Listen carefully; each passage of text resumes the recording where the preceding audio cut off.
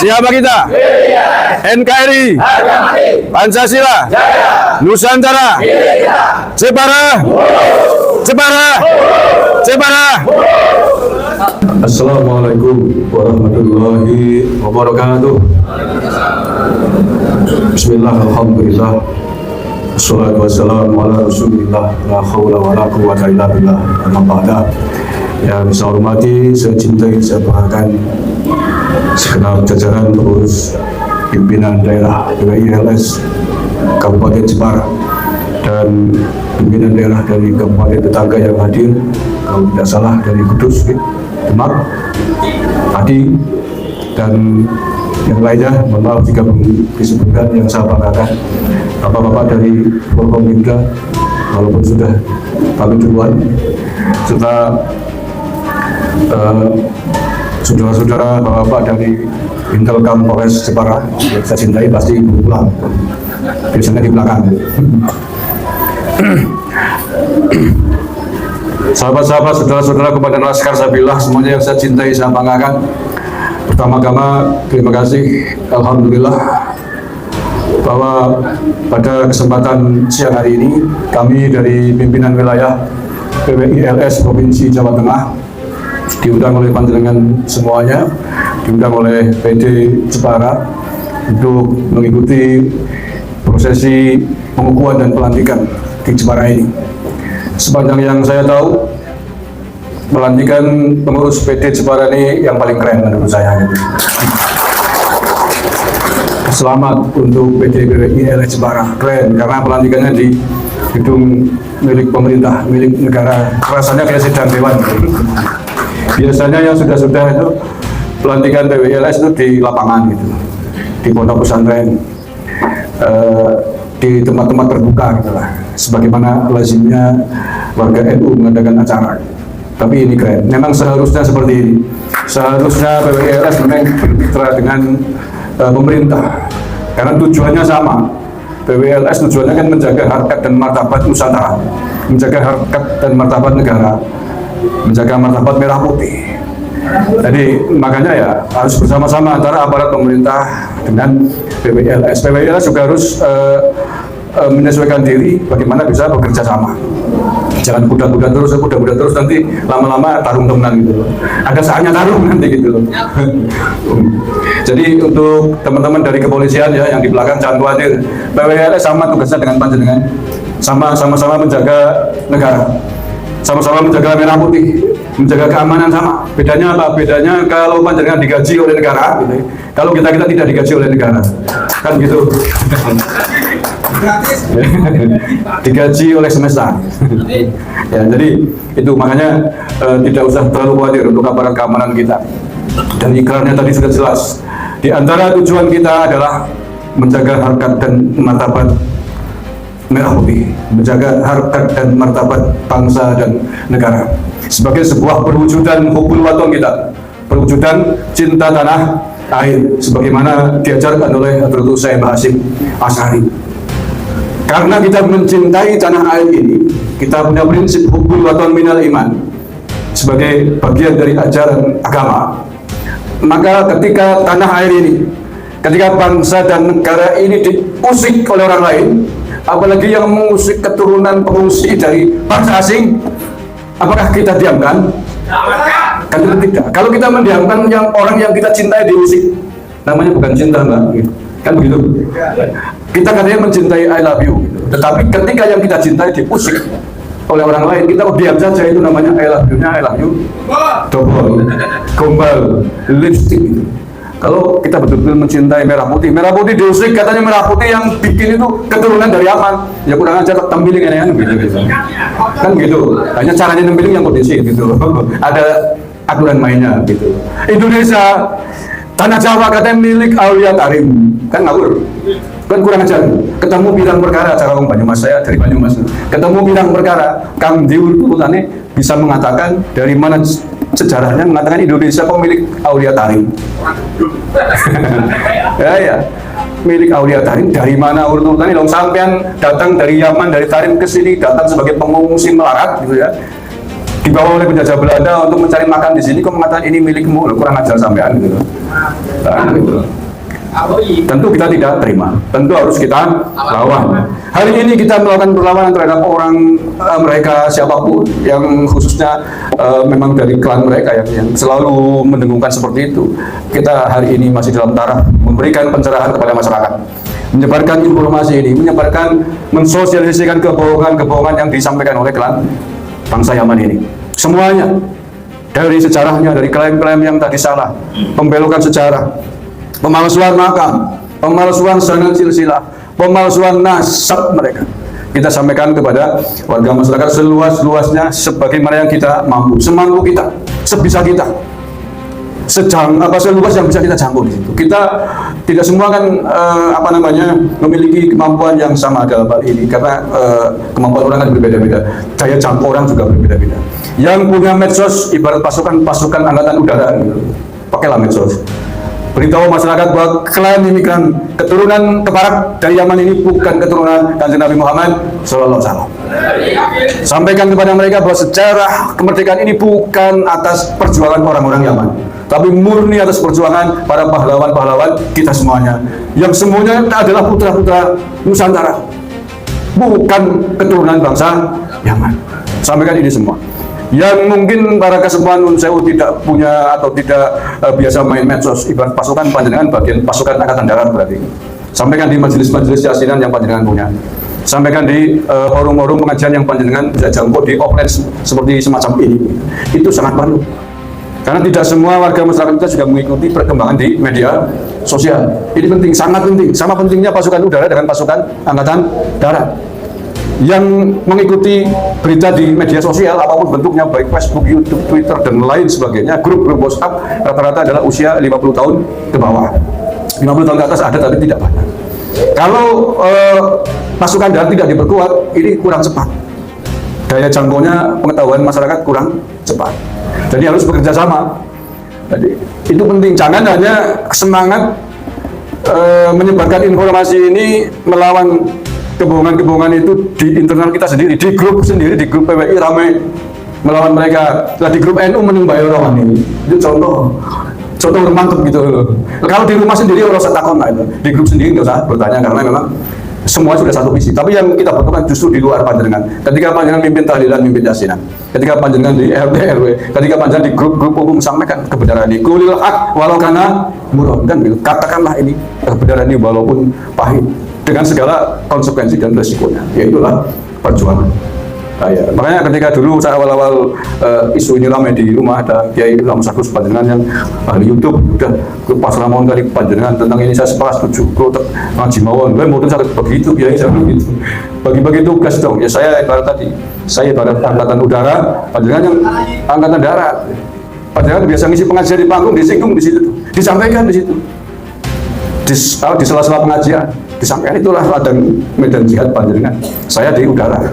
Oh, kan gini, siap. Akhirnya alhamdulillah seniki di mana beliau ngisi pengajian pasti diselipi tentang bagaimana membahas dasar paham, tentang kebohongan mereka, ya, tentang kedustaan mereka, tentang bagaimana mereka menghina kiai-kiai kita, ulama-ulama kita. Pahit, tetapi bahwa kebaikan itu harus kita sampaikan. Kalil haq walau kana murran. Ya, sangat pahit. Teman-teman saya banyak yang tadinya sangat dekat sekali. Bahkan juga para kabib-kabib itu banyak yang dekat. Sering ke rumah, tapi prinsip bahwa kebenaran ini harus disampaikan, ya disampaikan. Saya sampai ngomong kepada Bib, panjenengan boleh main ke rumah saya, masih tetap boleh. Tapi satu syaratnya sekali, jangan pernah lagi ngaku sebagai duriah Rasulullah Shallallahu Alaihi Wasallam.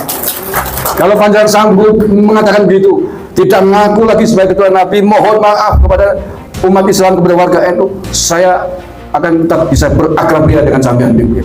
Panjenengan bisa ngopi di rumah saya. Tetapi kalau sampean masih ngaku sebagai duriah Nabi, masih ingin diciumi tangannya, masih mengaku lebih mulia, mohon maaf, pintu rumah saya tertutup bagi Anda. Saya sampaikan begitu. Sampai hari ini nggak ada yang ke rumah lagi. Berarti masih ngaku betul dengan Nabi mereka itu. Ya, itu dia. Jadi itu saya kira prinsip yang harus kita pegangi. Jadi setelah panjenengan semua ini dilantik, teman-teman semua dari PD PWLS Kabupaten Jepara, tugas terpenting hari ini adalah itu. Bagaimana terus menyebarkan pengetahuan ini, menyebarkan tentang terputusnya nasab Alawi, terputus dari keturunannya Kanjeng Nabi Muhammad SAW, agar masyarakat semakin tahu. Kalau ada yang mengatakan ngapain sibuk ngurusi nasabnya Pak Alawi, ngurusi nasib saja belum selesai, kan gitu katanya, ikut-ikut ngurusi nasab. Harus dijelaskan, harus kita jawab dengan tegas kalau kita sebenarnya tidak sedang sibuk ngurusin nasabnya Pak Alawi. Kita orang ngurus nasabnya Pak Alawi, tapi kita sedang menjaga nasabnya Kanjeng Nabi Muhammad Sallallahu Alaihi Wasallam. Mengapa seperti itu? Karena Pak Alawi mengaku diri, mengklaim diri sebagai keturunannya Rasulullah. Ayo, kalau mereka mengaku keturunannya Stalin, misalnya, urusan kan gitu. Kalau Pak Alawi ini mengaku keturunannya siapa lagi? Siapa? George Bush sama siapa, orang urusan gitu, silakan. Tapi ketika kalian mengaku sebagai dzurriyyah Rasulullah, simbol manusia tersuci di Islam ini, buktikan dulu. Anda harus membuktikan bahwa Anda adalah keturunan Rasulullah dari berbagai sisi ilmu nasab, sisi sejarah, sisi ilmu biologi DNA. Ketika Anda tidak sanggup membuktikan ini, jangan pernah lagi ngaku sebagai dzurriyyah Rasulullah. Ya, jelas ini ya. Jadi kita tidak sedang ngurusin nasabnya orang keturunan imigran keparat dari Yaman ini. Jelas ya? Tetapi kita sedang menjaga keturunan kesucian keluarga besar Rasulullah Shallallahu Alaihi Wasallam. Mengapa Balawi terseret? Karena Balawi mengaku sebagai keturunan Kanjeng Nabi Muhammad SAW. Itu masalahnya. Jelas ya? Jelas. Jadi kalau tidak ingin dibahas, jangan ngaku keturunan Kanjeng Nabi gitu. Kalau ngaku keturunan Kanjeng Nabi, haplogrupe G, plat G mana tuh? Kalau nggak nah ya, dari situ aja itu sudah gugur secara ilmiah. Yang paling mudah sebenarnya itu.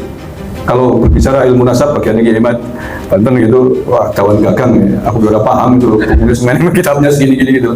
Tapi kalau ilmu genetika ini sudah diakui di dunia internasional, termasuk dicatat diakui oleh lembaga-lembaga pencatat keturunan Rasulullah di beberapa negara Islam yang memiliki banyak keturunan Nabi. Di sana ada nakobahnya istilah, ada lembaganya, lembaga pencatat keturunan Kanjeng Nabi Muhammad di negara-negara Islam seperti Mesir, Irak, gitu, dan lain sebagainya. Itu salah satu caranya. Verifikasinya adalah hasil tes DNA. Dan semua mengakui hasil tes DNA dzurriyyah keturunan Kanjeng Nabi Muhammad dari jalur Bani Hasyim adalah C1. Ini diakui di dunia internasional. Jadi kalau panjenengan haplogramnya G, nggak usah ngaku keturunan Kanjeng Nabi. Sudah titik itu. Dari situ aja sebenarnya selesai. Dah kalau sudah kesediaan aku, kita nggak usah bicara nasab, nggak usah bicara sejarah, nggak usah bicara lain-lain. Kamu palsu, itu titik lah. Ibarat mobil ya, yang paling mudah cara Dr. Sugeng ahli DNA, saya pernah diskusi dengan beliau. Ibarat mobil, berbicara tentang silsilah mobil ini Toyota, ya, milik siapa gitu. Ini silsilahnya ini asli atau tidak, jalur saya beli dulu. Sebelum itu diteliti, cek dulu nomor mesinnya. Ketika dicek nomor kerangka mesin, ternyata mobil Honda gitu loh. Dan nggak usah bicara ini pasti mobil palsu, mobil nggak beres. Nomor mesinnya saya bukan Toyota, kok kamu berbicara tentang urutan mobil Toyota ini milik siapa? Jadi itu berarti mobil Toyota palsu, titik gitu, selesai. Ya, satu itu. Yang kedua, kita bergabung dengan DWLS adalah dalam rangka menjaga harkat dan martabat ulama-ulama kita, kiai-kiai kita, kiai-kiai Nusantara. Kita menjaga harkat dan martabat dari mulai era Wali Songo terus sampai hari ini. Bagaimana mungkin seorang Habib mengklaim lebih mulia dari 70 ulama kiai yang alim sekali? Ini kan bukan hanya rasis, ini adalah pelecehan luar biasa. Pelecehan luar biasa. Ya, mereka mengatakan begitu. Kalau bahasa Banyumas, satu Habib Lengo, bahasa Banyumas Lengo saking bodohnya gitu loh. Satu Habib Lengo lebih mulia dari 70 ulama kiai yang alim. Menurut saya ini kurang ajar. Kita tidak boleh itu adalah sebuah upaya mengkerdilkan, menjatuhkan, mendonkan ulama-ulama kita dibanding mereka. Bahkan di bawah seorang Habib yang bodoh sekalipun. Tidak bisa kita diamkan. Itu kan sama saja mengatakan satu orang Habib bodoh, seorang Habib Lengo masih lebih mulia daripada 70 Mbah Hasyim As'ari. Kan kalau diterjemahkan kan begitu. Gitu.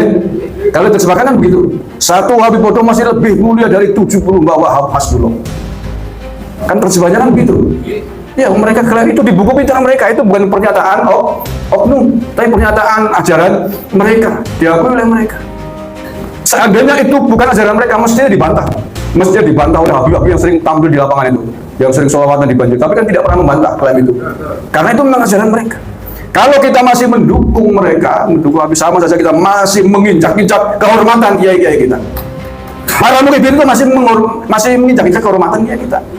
Berarti setuju dengan doktrin itu, masih sepakat dengan doktrin bahwa Habib Goblok ini lebih mulia daripada 70 ulama Nusantara. Nah, kita sadarkan mereka, jangan begitu. Kasih ini ajaran-ajaran itu.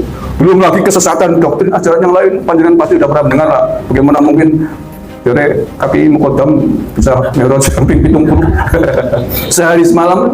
Gue bukan hanya merendahkan harkat ulama, tapi Kanjeng Nabi Muhammad SAW yang seumur hidupnya satu kali virus kaki mukodam bisa sampai 70 Padahal orangnya, tokohnya, entah siapa juga nggak ada jejak sejarahnya, nggak ada jejak manuskripnya, sudah diteliti oleh Kiai Madudin. Klaimnya katanya apa namanya kotorannya bisa menjadi emas, tapi di sini kerjanya tiap hari ndawir. Lah ya kalau begitu ngapain kamu? Tinggal ke WC saja bisa jadi emas, ngapain ndawir-ndawir? Ndawir kalau nggak dikasih melaknat, ngancam-ngancam. Nah, itu ya, jadi kita wajib menjaga harkat dan martabat ulama-ulama Nusantara, tokoh-tokoh Nusantara agar jangan sampai direndahkan oleh mereka, jangan sampai silsilahnya dipotong oleh mereka, jangan sampai perjuangannya disimpangkan oleh mereka. Kemudian yang terakhir, menjaga kehormatan Kanjeng Nabi Muhammad SAW itu sendiri. Dengan kita bersama-sama berusaha membereskan, meluruskan nasabnya beliau, tidak dikotori oleh keturunan ini, tidak dibelokkan, tidak dipalsukan oleh kelompok ini dan kelompok siapapun yang kebetulan hari ini adalah kelompok imigran keparat ini.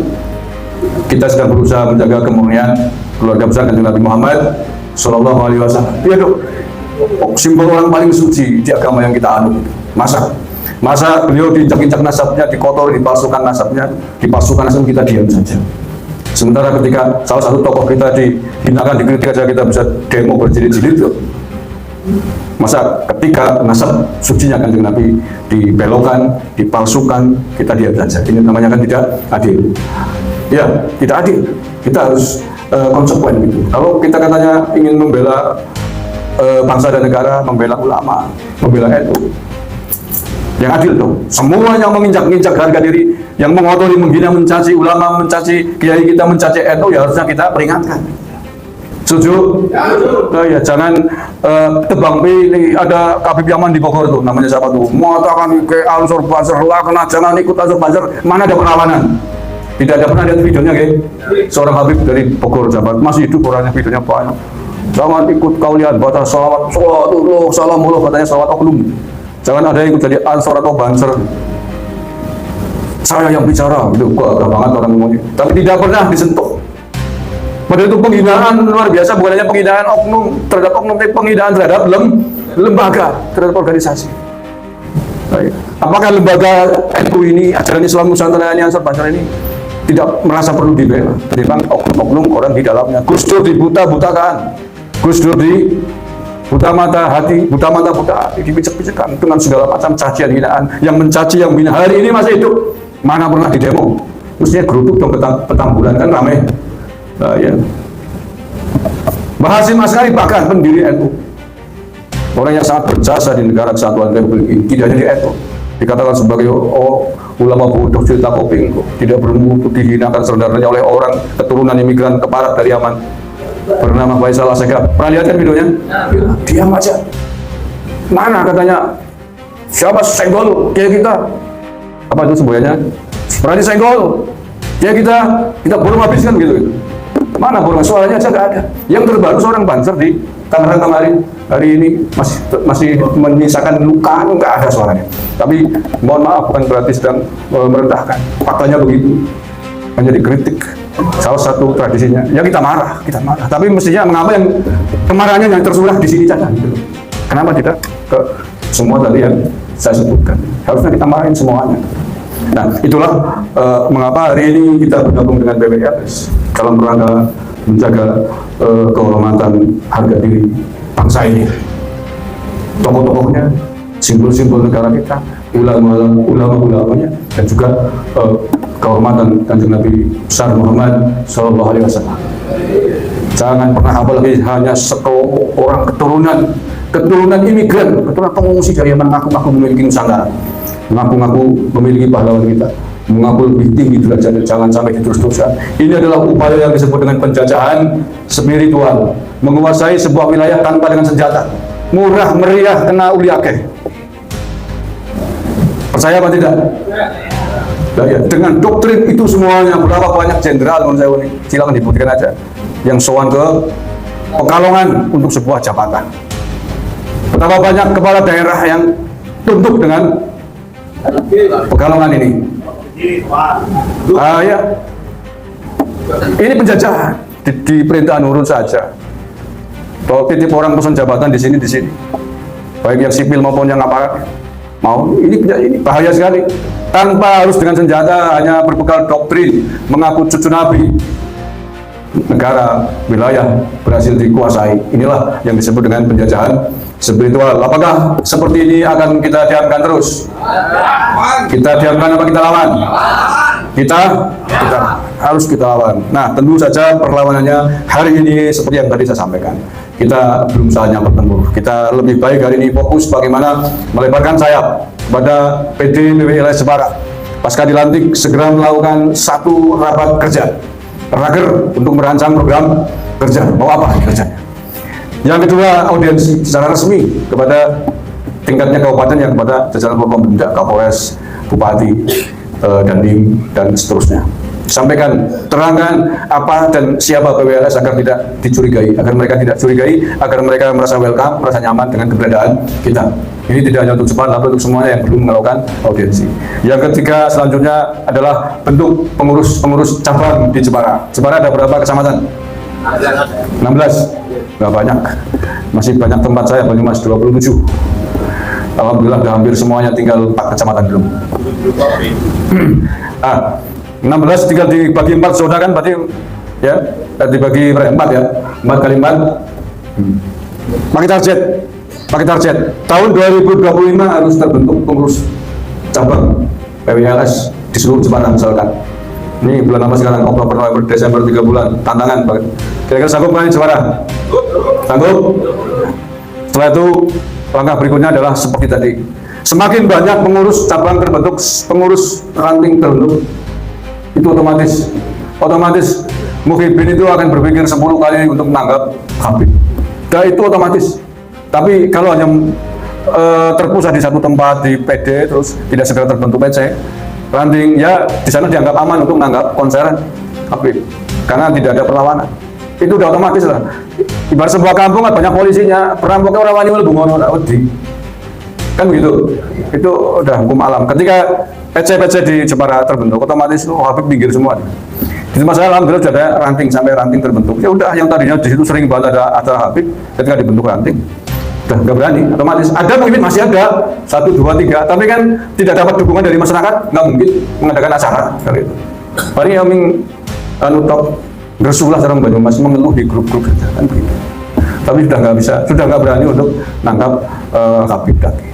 Begitu Jepara ini, saya harapkan, saya mohon pasca ini segera untuk melakukan audiensi dengan Forkompimda Jepara, kemudian melakukan rapat kerja daerah PWLS Kabupaten Jepara untuk merancang program-program kerja yang bisa dilakukan, nggak usah muluk-muluk lah, yang simpel-simpel aja, dan mohon diperbanyak program-program yang simpatik, agar menimbulkan cita yang baik kepada warga masyarakat Jepara. Karena kita ini adalah organisasi baru. Ya, kita organisasi baru, masih butuh dikenal, masih butuh orang agar tidak takut dengan kita. Program simpatik banyak banget lah. Saya nggak akan nguyai program-program simpatik yang tujuannya untuk menarik simpati publik masyarakat. Mungkin sunatan massal, kayak santunan massal atau yatim piatu, itu kan biasa dilakukan di NU. Atau kerja bakti kayak seluruh pasukan laskar waktu-waktu tertentu pakai atribut bersih kuburan, misalkan bersih makam, semuanya dibidik. Nah. Gimana Mas? Kalau itu hati-hati ya. Itu harus matang, itulah pentingnya kita audiensi dengan Forkompimda. Kita kumpulin data dulu kalau dalam kasus itu ya. Dalam kasus itu misalkan ada makam yang kita duga adalah palsu dari makam Habib itu. Kita kumpulkan faktanya, datanya. Setelah itu ketika kita audiensi itu kita sampaikan. Kita audiensi dengan Kapolres. Kita sampaikan, Pak Kapolres, saya menemukan data ini. Mari kita kaji bersama, kita teliti bersama, benar apa tidak. Nah, setelah diteliti, tentu akan berkembang, akan melebar kepada instansi yang lain. Jika benar, apa langkahnya? Jika memang betul-betul palsu, apa yang harus kita lakukan, Pak Kapolres? Ajak diskusi gitu. Sehingga ketika nanti dieksekusi, semuanya atas persetujuan semua pihak, tidak hanya PWLS, tapi juga semua pihak, baik jajaran Forkompimda atau Forkopimda, sesuai dengan level pemerintahan masing-masing. Ketika dilakukan eksekusi, siapa yang harus melakukan eksekusi juga harus tertera jelas di berita acara itu. Maka tidak akan ada terjadi hal-hal di daerah lain. Kita sudah rembukan di belakang layar, tapi berita acara tidak lengkap, akhirnya kita malah dilapori. Walaupun itu harus kita lawan terus. Gitu. Ngerti gimana? Apa di Jepara ada makam palsu? Wah, menarik itu. Menarik. Saya kira Pak Anas sangat tahu bagaimana jalur untuk menyelesaikan itu semua. Saya yakin Pak Anas dekat dengan jajaran Forkompimda sangat mudah untuk mengeksekusi itu dengan cara yang benar ya. Penting loh, dengan cara yang benar. Kalaupun kita merasa tahu, merasa yakin itu palsu, kita tiba-tiba pasukan LS datang tanpa bawa begu, merusak, membongkar.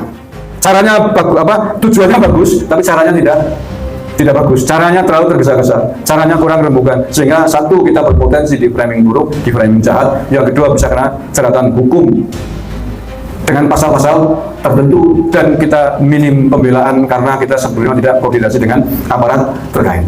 Atau gitu? Ya, haruslah. Kita harus deteksi dulu, ini makam palsunya itu di wilayah mana? Apalagi kalau wilayah area makamnya adalah area milik pribadi. Kalau yang punya lahan kemudian mengiyakan, mau apa coba? Seandainya makam itu di tanah milik pribadi, yang punya lahan kemudian dikasih uang sama Habib, kamu ngomong aja, itu tanahmu, kamu tidak terima, untuk dikasih uang terus mau gimana? Kan sulit. Jadi ketahuan gagang cara ngomongnya Mas, jadi melebar kemana-mana. Maka Pak Anas tahu bagaimana untuk menyelesaikan itu semua. Saya yakin Jepara bisa menyelesaikan kasus makam palsu. Di Banyumas dulu ada satu, tapi bukan makamnya yang dimasukkan, silsilahnya. Alhamdulillah kita selesaikan, dan kita koordinasi dengan keluarga, berhasil dicopot, diganti. Gak masalah karena keluarga ikut menyaksikan, dan bahkan keluarga yang mencopot itu. Contoh kecil itu. Nah, saya kira itu yang bisa saya sampaikan pada kesempatan hari ini. Jadi yang terakhir, sekali lagi untuk jajaran aparat keamanan, tidak usah pernah khawatir dengan PWLS. PWLS sama visi-misinya dengan panjangan semua, bagaimana menjaga bangsa dan negara, bagaimana menjaga merah putih tetap tegak berdiri. Bedanya hanya tadi satu, panjangan digaji oleh negara, kita digaji oleh Allah Subhanahu wa taala. Allahumma amin ya rabbal alamin. Saya kira itu yang bisa saya sampaikan, kurang lebihnya mohon maaf. Wallahul muwaffiq ila aqwamit. Assalamualaikum warahmatullahi wabarakatuh. Siapa kita? NKRI, Pancasila, Nusantara, Jepara, Jepara, Jepara. Terima kasih. Assalamualaikum warahmatullahi wabarakatuh.